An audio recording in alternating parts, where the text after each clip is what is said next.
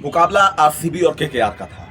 दो टीमें, एक जो प्लेऑफ में बने रहने की होड़ में थी यानी संघर्ष कर रही थी, दूसरी टीम जो टॉप पर जाने के लिए संघर्ष कर रही थी। कल दो डक के बाद जिस तरीके से विराट कोहली ने अपने फॉर्म में फिर से एक बार लोहा मनवाया और जिस तरीके की बैटिंग की वो अपने आप में काबिल तारीफ थी। लेकिन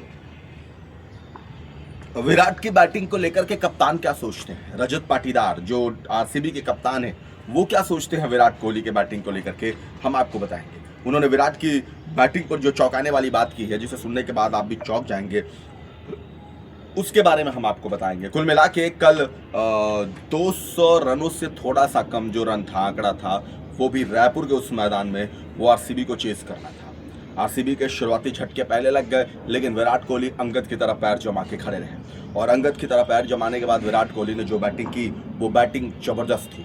60 गेंदों में 105 रन और इस 105 रनों के साथ वो ऐसे खिलाड़ी हो गए हैं जो 14,000 रन की रेट में बनाने वाले खिलाड़ी हो गए हैं। वो 278 प्लस रन खेलने वाले, 279 मैच खेलने वाले बल्लेबाज बन गए हैं, पहले बल्लेबाज बन गए। धोनी, रोहित को उन्होंने पीछे छोड़ा है। इसके अलावा अगर देखा जाए तो वो एक ऐसे बल्लेबाज हैं जो किसी आईपीएल के एक सीजन में 400 प्लस रन बनाने वाले वो बल्लेबाज बन गए। तो विराट कोहली ने कल बहुत महा रिकॉर्ड बनाया है, बहुत सारे रिकॉर्ड अपने नाम किए हैं। लेकिन ये बात सच है कि विराट जब भी डक पर आउट होते हैं उसके बाद वो बहुत कठिन परिश्रम करते हैं, बहुत हार्ड वर्क करते हैं। वो हमेशा ये चाहते हैं कि वो विकेट पर आए तो रन बनाए। विराट कोहली का खेल जो है, जो स्टाइल है, वो सबसे अलग है। इसीलिए कल अगर आपने मैच देखा होगा तो एक चीज़ देखी होगी कि विराट कोहली सबसे पहले आ गए थे। वो आकर के ऐसा लग रहा था कि वो बहुत तेजी में आकर के बहुत रन बनाना चाहता है। अभी कोई नहीं आया था, वो पहले आ चुके थे ग्राउंड पे।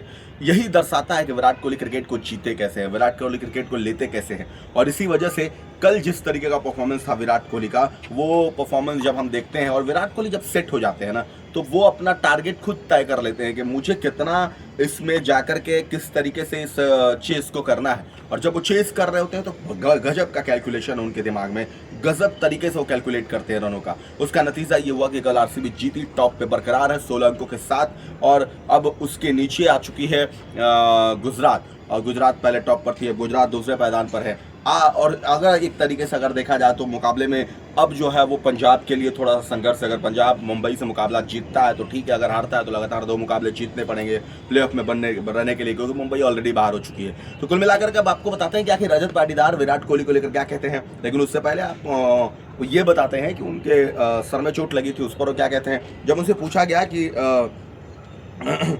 आपके सर में चोट लगी थी, तो उन्होंने कहा कि जब मैच प्रेजेंटेशन के दौरान वो कहते हैं कि जब उनके सिर के बारे में पूछा गया तो उन्होंने कहा ठीक हूँ, सिर सही से गेंद पर लगी थी, निश्चित तौर पर देखने को लग रहा था।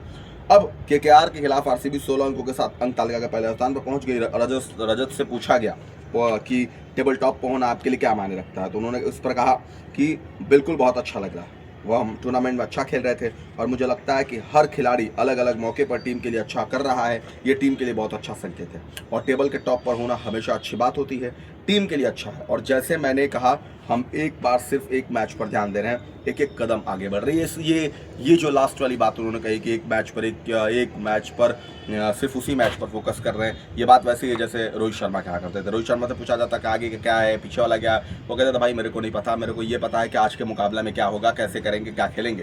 यानी कि पर मैच को फोकस करना, जीतना, ये भूल जाना कि पीछे क्या हुआ था, ये भूल जाना आगे क्या करना है। बस दिमाग में ये रहना कि इस मैच को जीतना, अगर ये मैच जीतेंगे तो फिर नेक्स्ट की तैयारी करेंगे, हारेंगे तो भी मुश्किल में आएंगे। ये बहुत अच्छी सोच है। अब आरसीबी कप्तान से पूछा गया कि आधे मैच के बाद कितने संतुष्ट थे आप जब आधा मैच हुआ था, तो उन्होंने कहा कि मैं कहूँगा कि बहुत संतुष्ट था। 10 ओवर के बाद जिस तरह से हमने उनकी पारी को कंट्रोल किया वो शानदार था, क्योंकि 10 ओवर से पहले उनका रन रेट 10 से 11 के आसपास था। वहाँ से हमने उन्हें 194 के आसपास रोक दिया।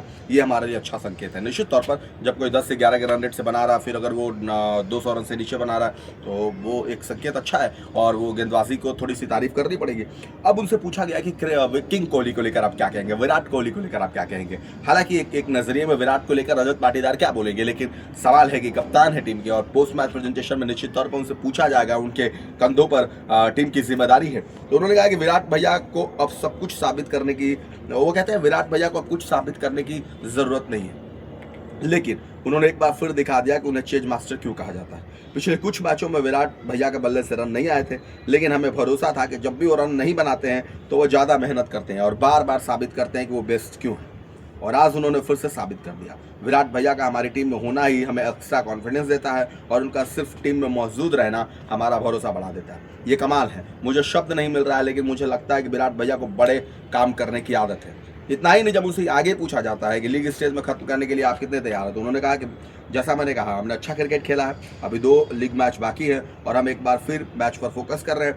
हम यहाँ से धर्मशाला जा रहे हैं, वहाँ अच्छी पिच है, बल्लेबाजों के लिए अच्छी है, तो वहाँ मैच की पूरी जीत की कोशिश करेंगे। यानी कि कुल मिलाकर के इन्होंने 1-2 बात बहुत अच्छी कही विराट कोहली के लिए कि उस बंदे के पास ऐसा है टैलेंट कि वो 2 मैच ना खेला, तीसरे में इतना रन बना देगा, इस जरूरत ही नहीं पड़ेगी। विराट को लेकर के उनके पास कोई शब्द नहीं है बोलने के लिए। सच में क्या बोलेंगे, विराट इस तरीके के प्लेयर है, जब वो रन बनाते हैं तो बनाते ही हैं, और वो खुद से जब वो रन नहीं बनाते हैं तो इतनी मेहनत करते हैं कि भाई मेरे को रन बनाना है। ये खिलाड़ी की भूख है। आज 36-38 साल के विराट को इस बात की भूख होती है कि मुझे रन बनाना, और यही उनको क्रिकेट में जिंदा रखा है, यही उनको क्रिकेट में बाकी से अलग बनाता है। जहां लोग रिटायरमेंट के होड़ के पीछे दौड़ते हैं, वहां बंदा और भी एक्स्ट्रा मेहनत करके रन बनाने की कोशिश करता है। और वही कल की वो जो 105 रनों की वो पारी थी, वो 60 गेंदों में वो अद्भुत थी, अविश्वसनीय थी। अब क्योंकि वो पारी अपने आप में दिखा रही थी 2 डक के बाद जब वो पारी आती है तो विराट कैसे आते हैं, कैसे नहीं करते, सब कुछ भूल करके, और यही उनके लिए बहुत ज़्यादा मायने रखती है। अब आप क्या सोचते हैं, कमेंट करके ज़रूर बताइए।